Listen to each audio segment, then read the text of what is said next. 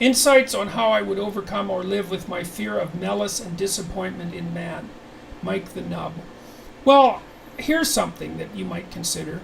So when you're a child and you're naive, then you trust people because you're naive and you don't know any better, and you don't know that people can hurt you unless you're a very unfortunate child. So your trust isn't a virtue, it's just a sign of your innocence, let's say.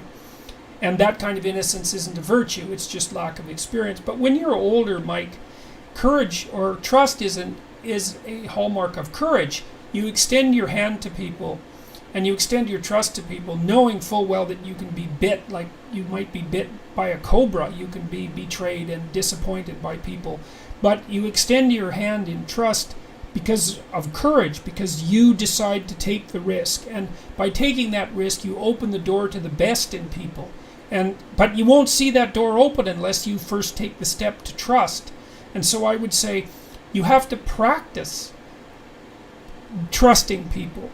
You know, you have to share things that are somewhat private. You have to ask people for small favors and trade small favors, and you have to do that knowing full well that you can get hurt. So think about it as an act of courage instead of